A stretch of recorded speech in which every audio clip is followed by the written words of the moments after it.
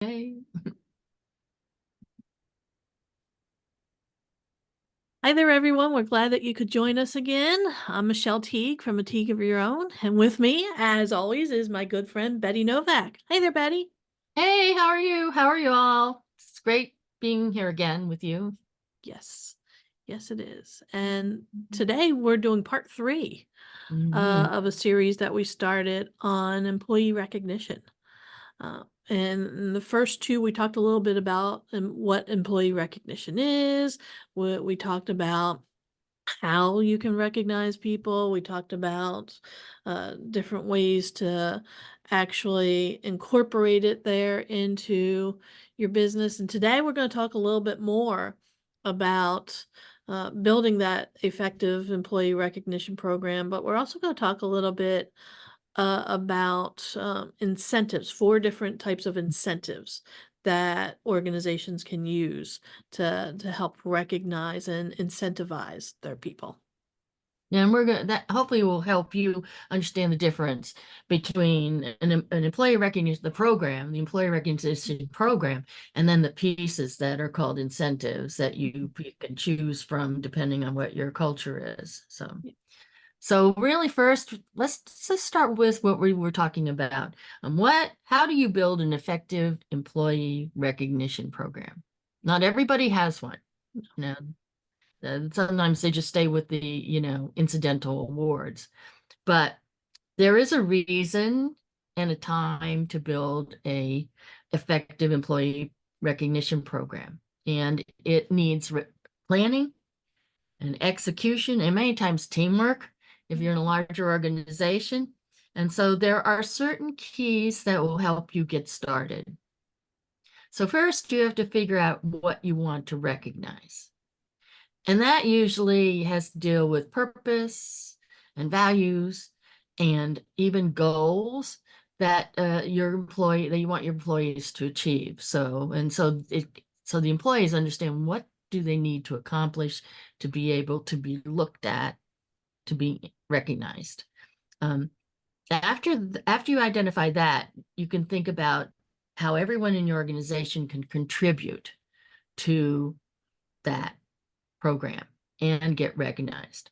So it's important to be as clear as possible about this, to be inclusive of employees across, demographic categories, locations, and the different levels in the organization. Even if you're a entrepreneur and owner of a store, meaning a fast food place or restaurant or a store. So you need to know the structure of your organization and where the people are placed so that you can be able to help clearly communicate the employee recognition program and what it's Well, and for. one of the things that you just mentioned, Betty, is you want to make sure that everybody has an opportunity to get recognized through your program. You don't want it to be just one group or just one location. You want this to be available to all of your team members. Yes, nobody should be left out because then it will think it's discriminatory and then you have a whole mess on your hands. So, so in order to to have a good recognition program, you need to provide the right tools for recognition. And so you need to figure out the why, you know. Now, and then you can figure out the how. And then you can take several approaches to do this. One is build recognition into the tools that the employees already use to offer an experience unconstrained by these tools. So the tools can't be so hardcore that there's no room in it. Mhm. And the people really have to take to heart what you're trying to do and what tools they need to use to be able to be recognized. And you need to get the word out. If it's a guarded secret, somebody's going to be missed out. So, and it's easy to overlook how important it is to communicate about the program and training people how to take advantage of it. And we call that orientation to program. So employees should know exactly how the program works, and that will help them be excited to be part of it. And that's what you need, commitment and excitement to be part of something that gets a little scary for them, and they just, they aren't. We're our own worst enemies. We're more likely to downgrade who we are when we're thinking about, should we be recognized? Should I be part of this? So being able to communicate it effectively and being open to talk to people who have questions is really important. So you want to give them tangible and practical advice on how to give awards. So you share support and you give reminders, and you don't forget to train the leaders. A lot of times it's just a memo or a little booklet that says, here's our award program and goodbye, have a good time, and you better do it right. And it's like, right, okay, how do we do this? It really is HR's role to help with that, but really the senior leadership, the CEO and so forth, they need to kick it off, because then the managers at all levels understand that this is important and this is part of the culture. And so the leaders that you're training need to model the recognition practices they want to see from every employee. And also what happens is there's a recognition program for them. Yeah. They just don't come up, in many instances, they don't just come up each year and say, oh, I got a raise or I got a bonus. But that's a sort of different thing, but sometimes it goes into the recognition program for leadership and managers. So Michelle, what happens about who gets to support the recognition program? Well, support needs to come from the top. When it comes to recognition programs, just like any policy or procedure that you're going to roll out for your organization, support starts at the top. An employee recognition program can't be successful without executive and leadership support. So how do you keep leaders engaged? To do that, you need to highlight the impact of recognition programs on internal culture and on the employee experience, as well as critical business metrics such as retention, customer satisfaction, product quality, and sales effectiveness, because all of that can be measured, and all of that leads to a very engaged employee when you're recognizing how they contributed to those metrics. And sometimes you have to be, uh, don't forget that it's customer, stakeholder, and the internal. Sometimes Yes. people just do internal, and it's that all that becomes is the technical part of the work, as opposed to really making performance and success. Exactly. Exactly.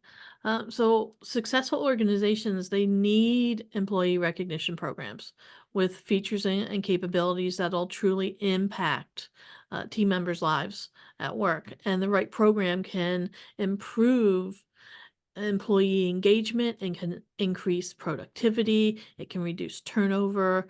These are all evergreen issues that every organization faces. So knowing that, what are some incentives that can help organizations, whether they're startups or already well-seasoned organizations? What can they do to compete for some of that top talent that you want to attract and retain? Well, we've got 4 ideas when it comes to that. And the reality is you got to start by simply being honest with your employees and with all the people there in your organization.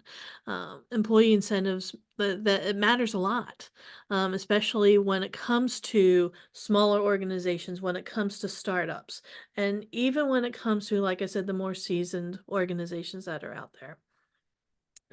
And some of those incentives can help keep the people that you have, which is exactly what you want to do. It took you a long time to find good people, and you want to hold on to them.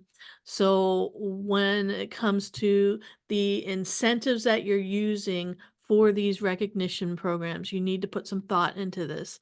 You need to figure out exactly what you want to use for it. Um, organizations are in a battle for survival, and everything is moving fast in today's world. It's not slow, it's not steady, it's very fast. Things can turn on a dime. It can be very unpredictable what's going on with the economy and what's going on in the world. And there's a lot of competition for talented people.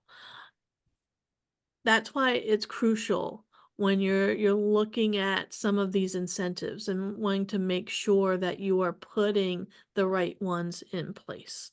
And you want to create a workplace that attracts outstanding talent and encourages them to do their best. Employee incentives are a powerful tool for achieving that.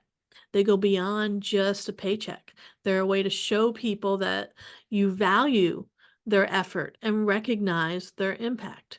That translates into higher morale, translates into higher motivation, and it translates into higher productivity.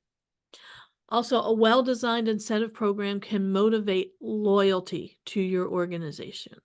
And for some startups, for some smaller businesses that are out there that are trying to get a foothold in their communities and in the economy, having employees who are truly invested in your success can make a big difference.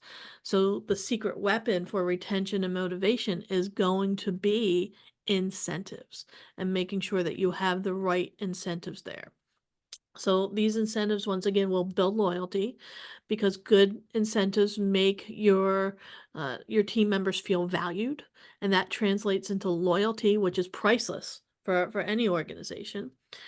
It'll give you improved performance because when people know their efforts are recognized and rewarded, they're more motivated to excel.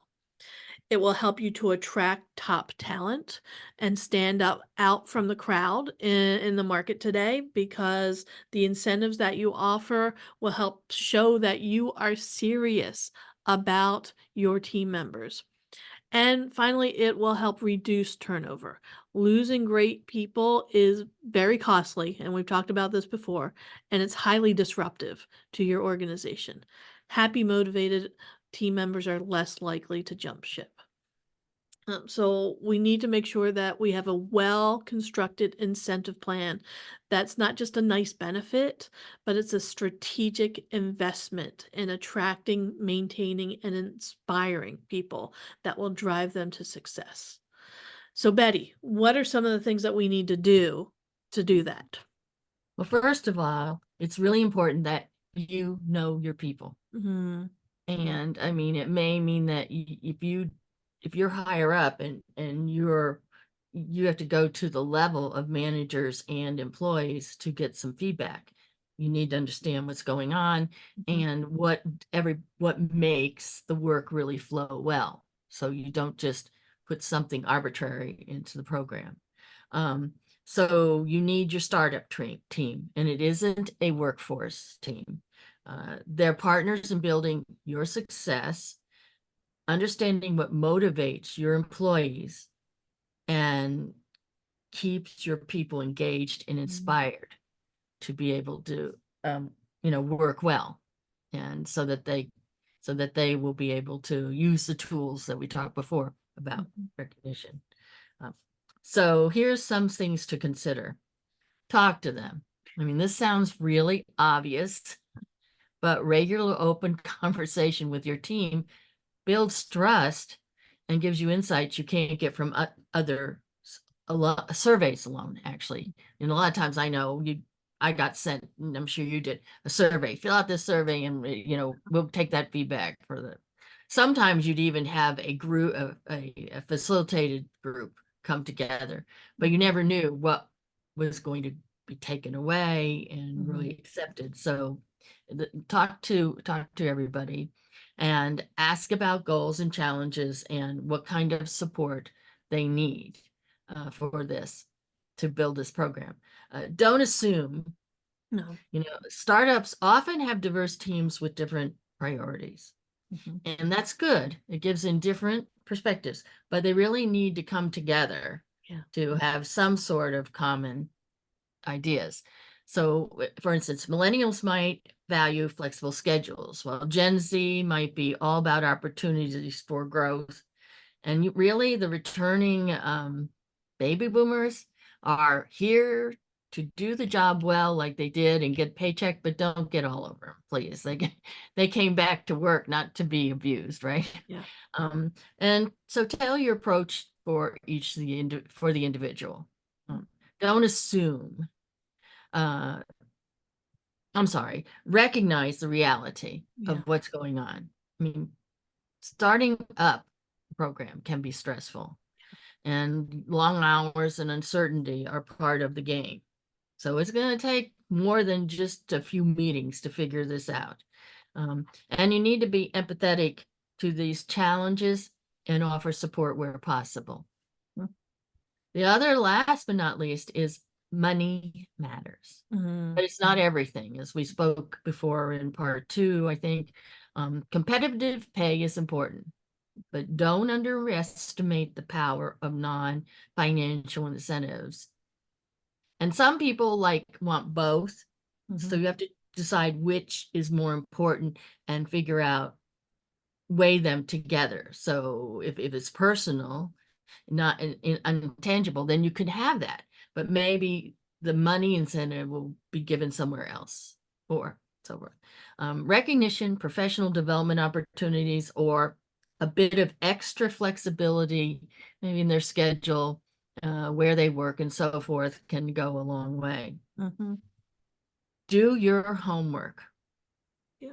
Research. What other successful startups are offering their teams? You go around and benchmark.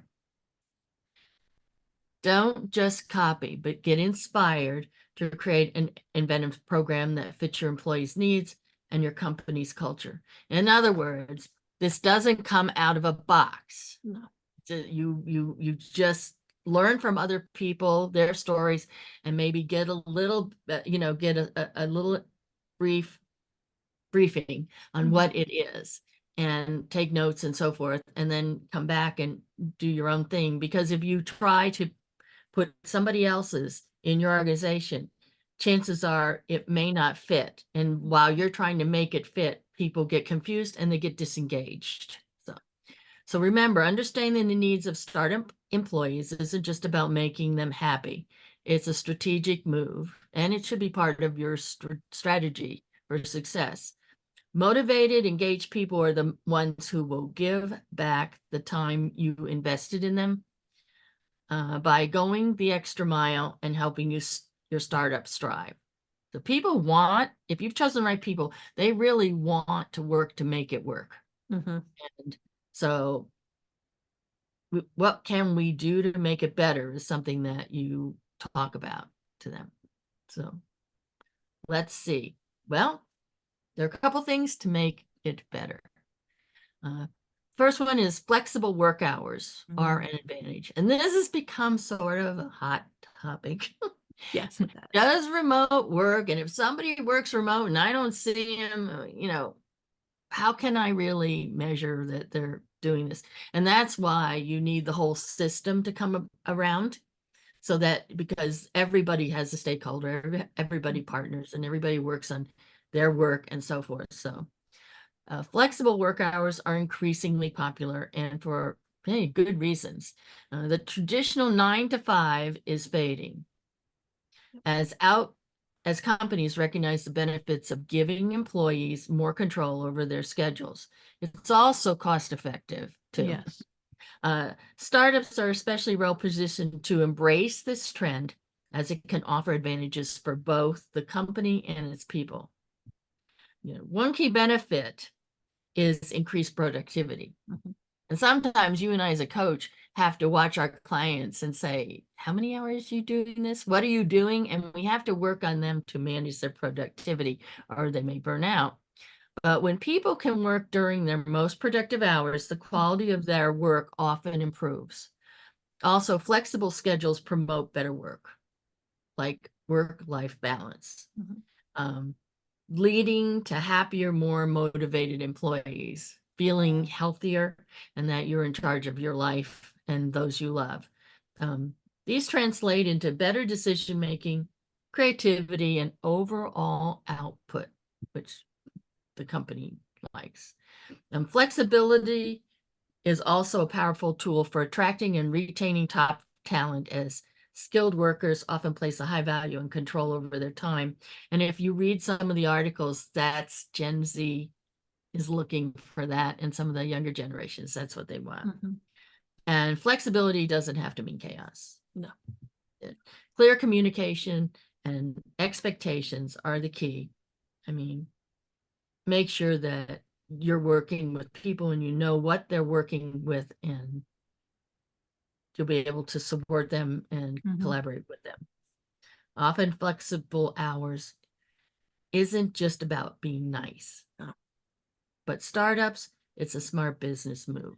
Yeah. And to add to what you said, especially about the part about doing research on what's going to work for the people on your team, I talked to a few recruiters a couple weeks back, and they were telling me that for some of the jobs that they have that have set hours and set days, they're having a very difficult time hiring for those. Whereas as soon as you make it either remote or you can flex the hours, it opens up to a lot more people out there. So this is something that companies definitely need to look into, because people want to be able to work from home. People want to be able to flex their hours when they're going to be most productive, and that's one of the easiest incentives that you can offer as an organization. Yeah, and another phenomena is occurring, and it's easier to do than it was many years ago, is to be able to have two jobs. Yeah. One being your core job, Mm-hmm. one you're committed to, and then the other one is a job that you always can work from home, and you are in charge of those hours. Usually it's a service or admin job for some other company, or so forth. But so that's the change in all of this. Everything is not just put in a certain place.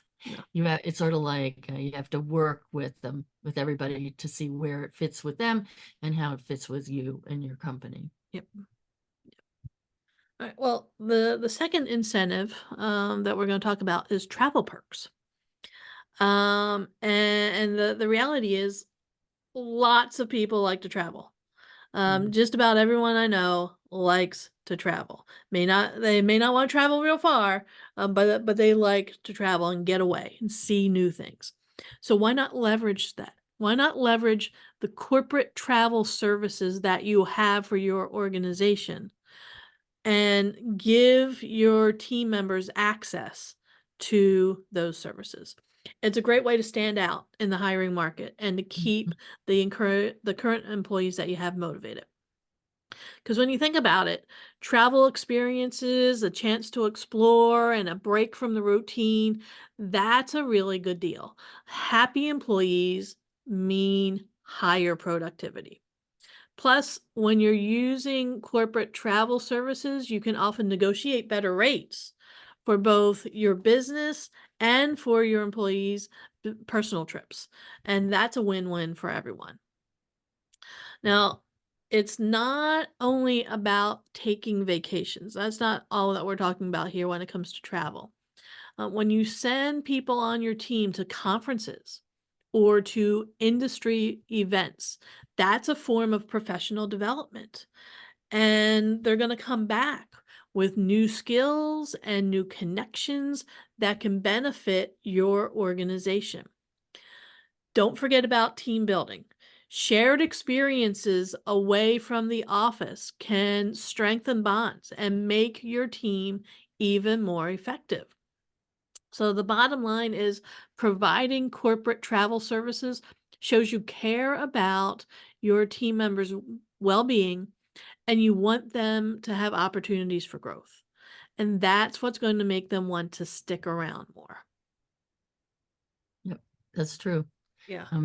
Some of it's personal and some of it's professional. I Yeah. mean, if you want to go to a certain conference and you haven't been able to go before, you might choose to do that instead of using it for personal time. Right. So, and that's a promotable thing in your life, makes you feel better.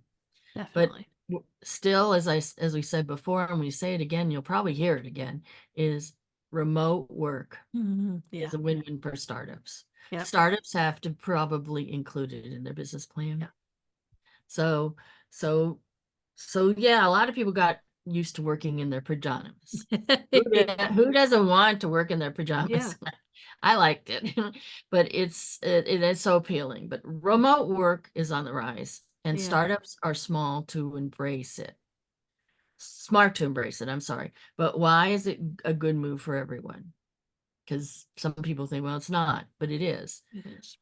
And for instance, get more work done. Mm-hmm. Fewer office distractions can mean less laser focus for your employees.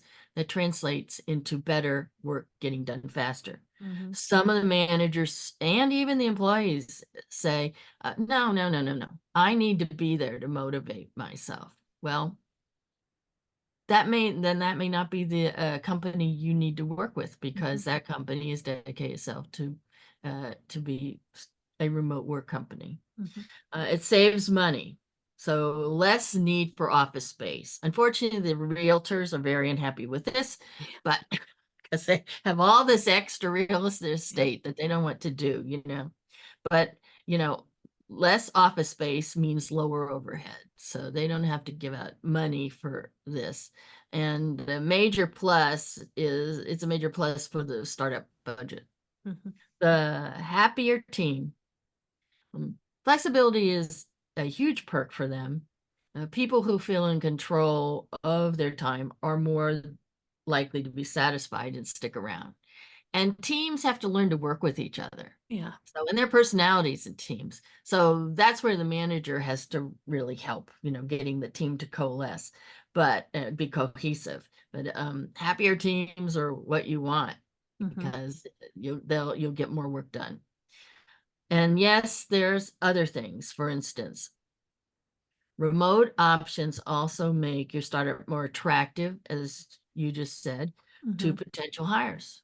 There are people that have a checklist, and Yes. there are things on there that they're going to check off when they're working with a recruiter, or somebody refers them somewhere. And so, you can tap into a wider talent pool, Mm-hmm. even though it's not in your city or country. So you can really find talent around the country and around the world, to be able to work with you. So what's good to know? Remote work doesn't equal zero structure, though.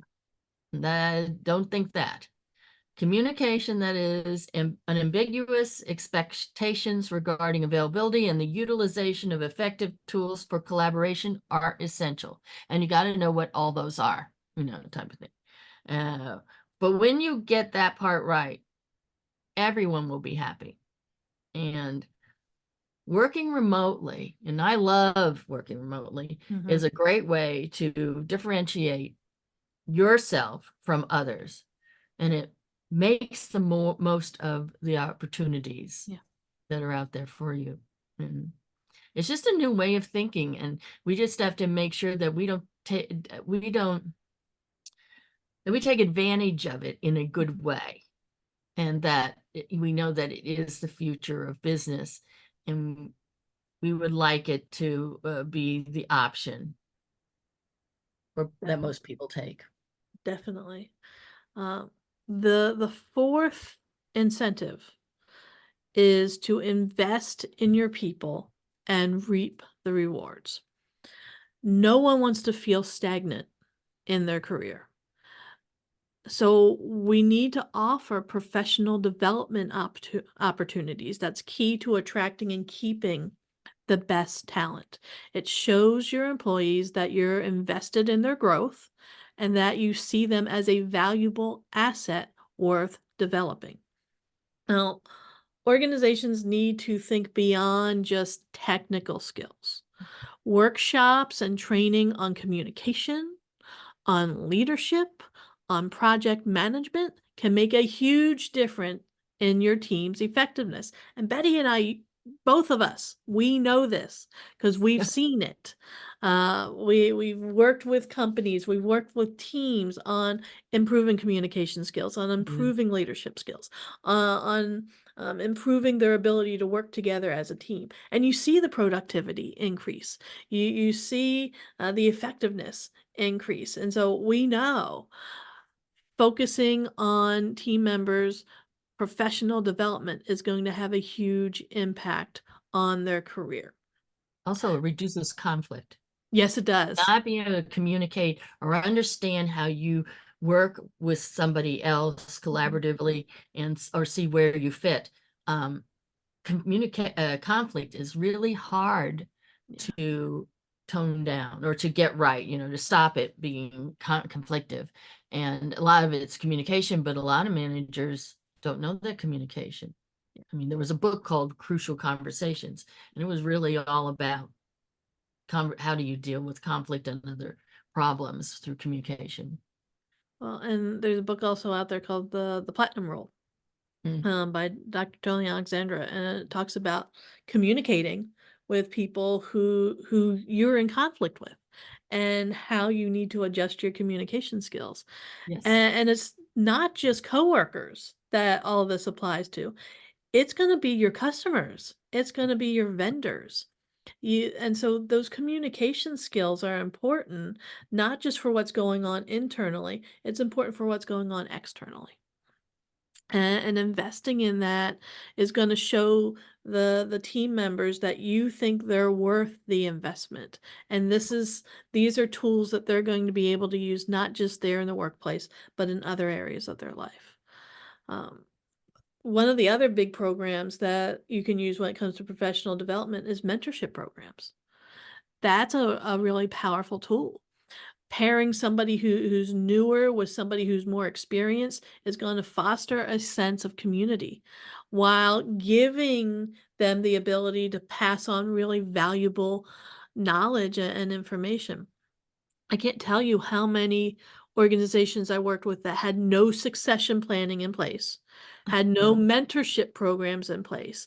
And when their most senior people walked out the door, all of that knowledge, all of that history, all that valuable information walked out with them. Well, the mentorship program and the mentor-mentee relationship has to be very clear. Yeah. It's not just, hey, come to my office and we'll talk. Mhm. No, that's not what it is. And people get very confused. And if it's clear, more mentors will sign up. But Yes. you have to also make sure that they have the time to mentor the Yes. mentee and that Yeah, the mentee is committed to it. exactly. Exactly. And for heaven's sakes, do not forget about the power of conferences and seminars. You talked a little bit about this earlier, Mhm. Betty.